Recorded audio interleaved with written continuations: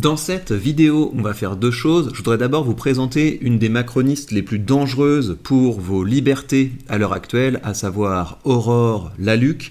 Et vous allez voir que c'est tout à fait lié. Vous avez un rapport de la Cour des comptes qui est sorti sur les crypto-monnaies, qui veut aller plus loin que le règlement DAC8, et je vais vous rappeler ce qu'est ce règlement DAC8, mais comme je l'avais anticipé, quand le rapport DAC8 est sorti, l'objectif ça va être maintenant de pousser le flicage plus loin en vous obligeant à déclarer vos wallets physiques pour que l'État puisse continuer de se servir. Donc je réinscris ça dans le contexte parce que vous devez comprendre ce qui est en train de se passer.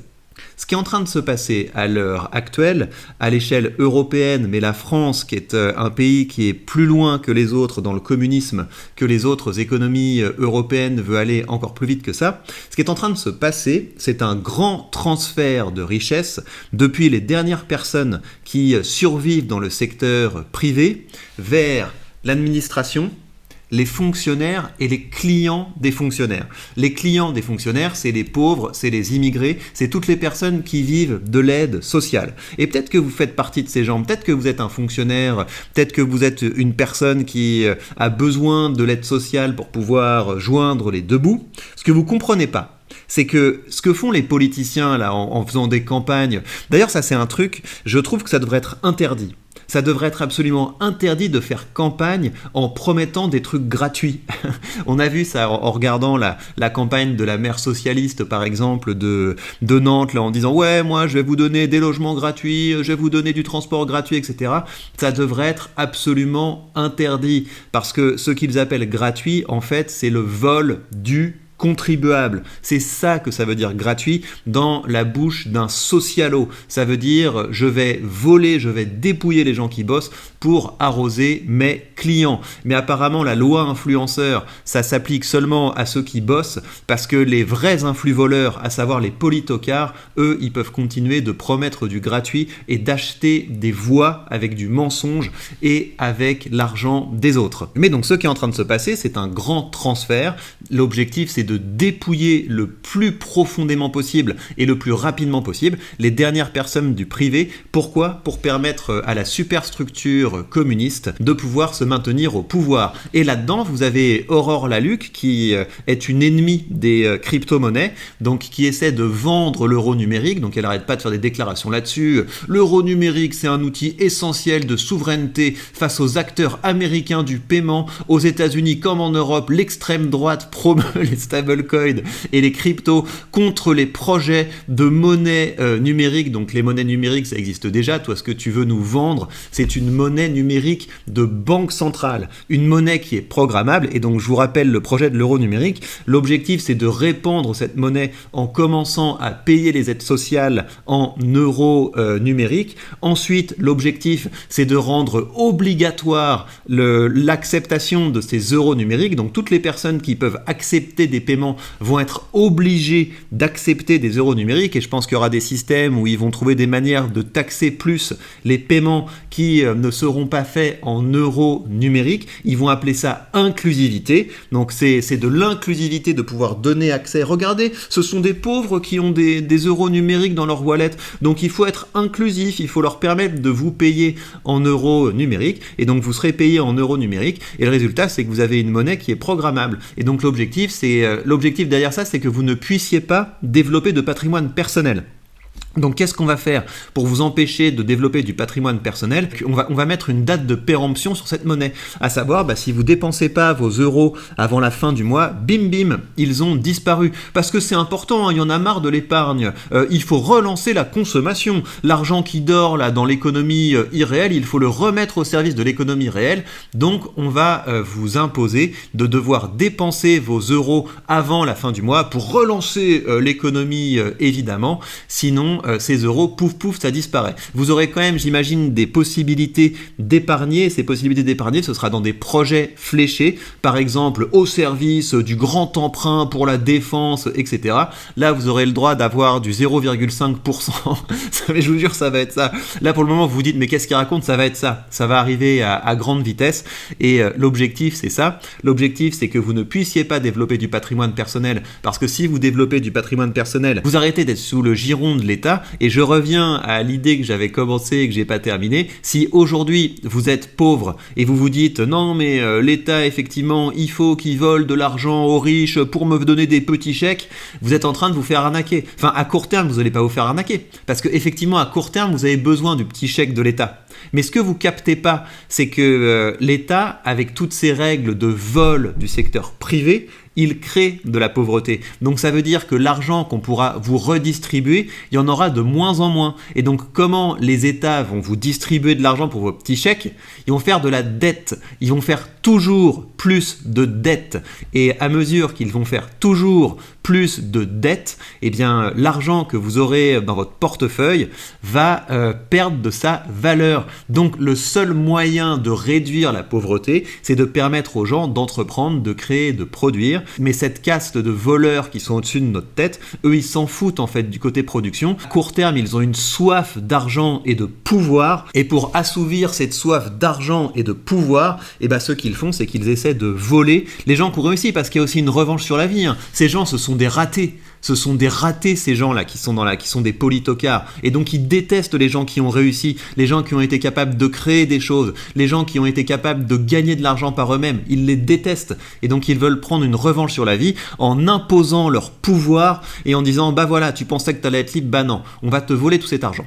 Le truc, c'est que vous avez pas mal de gens qui ont compris ce que j'étais en train de vous raconter. Donc, il y a un grand transfert de richesse depuis le secteur privé vers la ponction publique et vers leurs clients. Donc, il y a une destruction du privé au service du public. Ça va permettre pendant encore quelques années aux gens du public de vivre comme des rois jusqu'à ce que l'économie ait complètement disparu. Si l'Europe se fait pas défoncer avant, parce que ce qui nous pend au nez en fait à force d'être un continent qui est complètement en déclin économique, c'est qu'on peut se faire envahir, remplacer, etc. Enfin, il n'y a absolument aucun problème. Mais donc, comme vous avez pas mal de gens qui ont compris ce que je suis en train de vous raconter, vous avez de plus en plus de gens qui fuient vers les crypto-monnaies, qui fuient notamment vers Bitcoin, parce que le gros intérêt de Bitcoin, c'est que c'est une monnaie dure, comme l'or. L'or, c'est dur parce que ça demande de l'énergie pour pouvoir en extraire. Regardez, si vous décidez que les tomates cerises, c'est une monnaie, ça marchera pas parce que vous avez une capacité à produire des tomates cerises qui est assez facile. Et donc si on disait demain les tomates cerises c'est de la monnaie,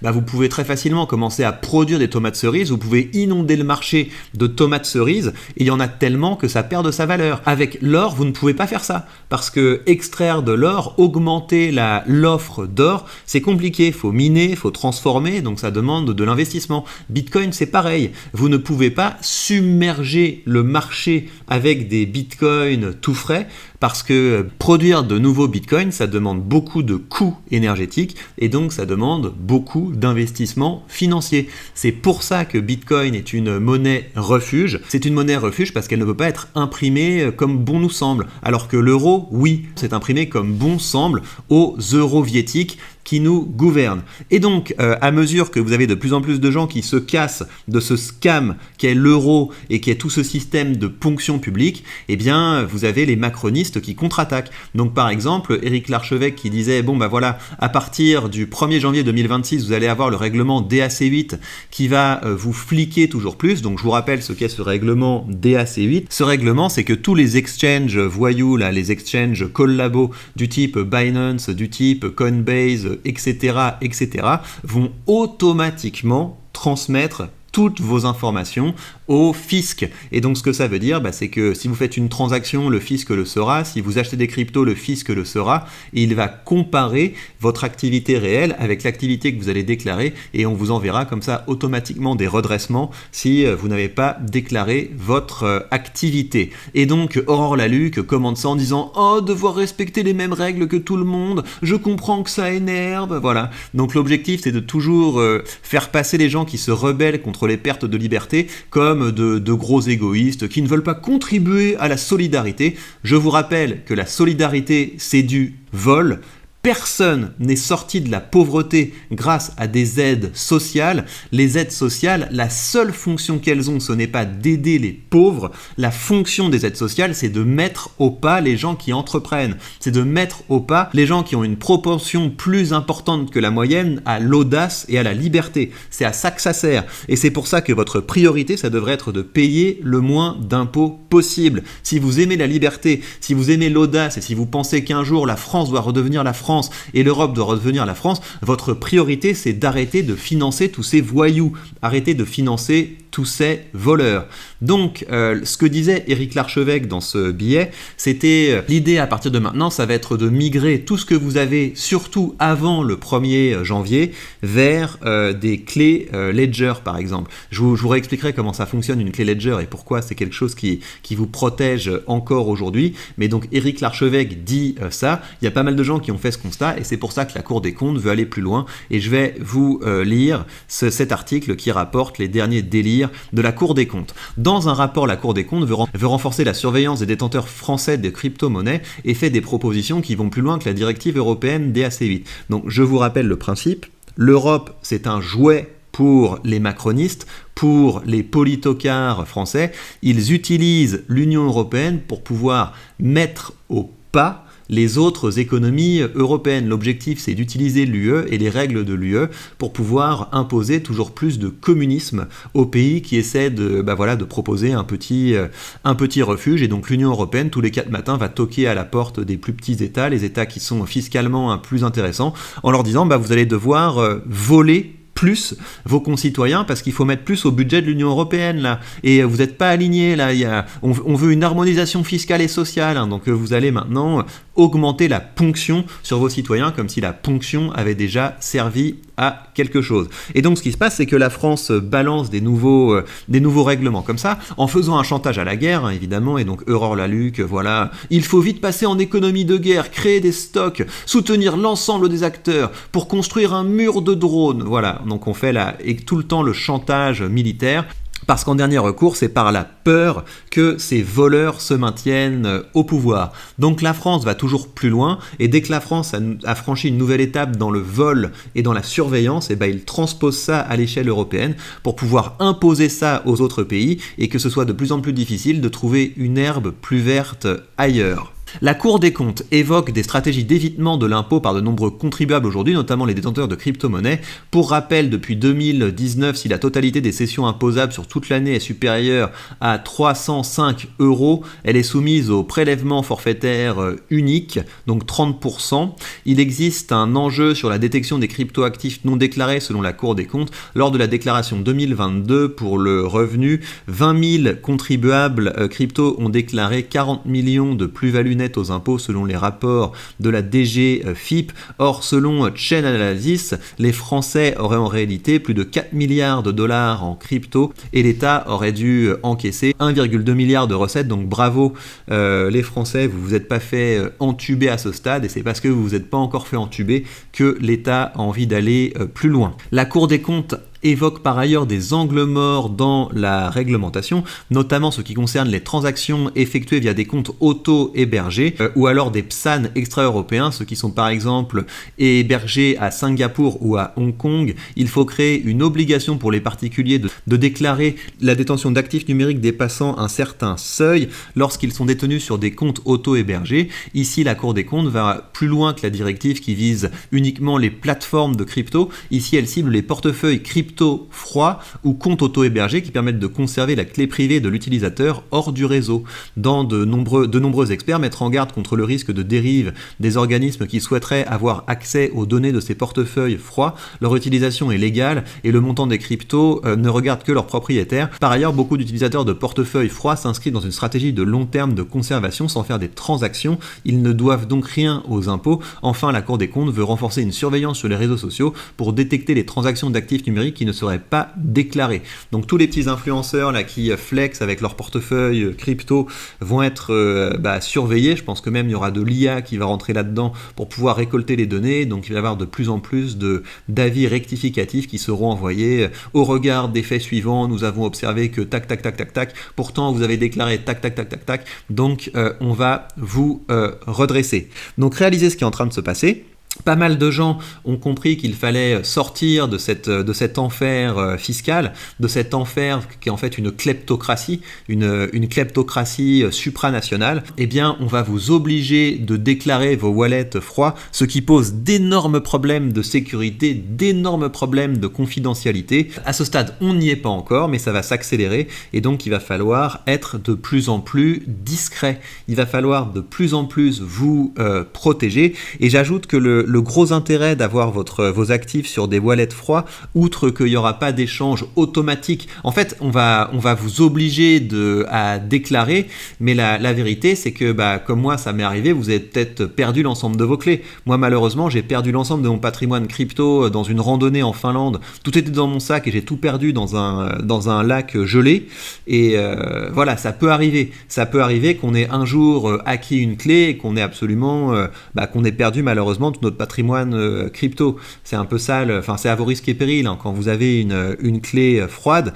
Mais le gros intérêt de ça, c'est que quand vous créez un wallet de navigateur du type MetaMask, la phase où vous générez votre clé privée, c'est une phase où votre clé privée est exposée parce que vous avez des petits logiciels qui peuvent faire automatiquement une photo, si vous voulez, de votre écran d'ordinateur. Ils peuvent récupérer votre phrase de récupération et puis une fois que vous avez votre compte qui est actif, c'est pareil. Vous pouvez avoir des attaques sur votre navigateur, des attaques sur votre logiciel qui permettent au bout d'un moment de révéler à des pirates votre clé privée. Alors que quand vous hébergez ça sur un wallet froid, tout se passe dans le hardware. Le hardware conserve votre clé et votre clé n'est jamais exposée en ligne. Et la seule fois où votre clé s'affiche, c'est sur l'écran de votre clé. Et comme cet écran n'est pas exposé en ligne comme peut l'être l'écran de votre ordinateur et l'écran de votre téléphone, vous avez un niveau de protection supplémentaire. Donc encore une fois, vous avez jusqu'au 31 décembre pour sortir tout ce que vous pouvez des exchanges et mettre ça sur une clé privée.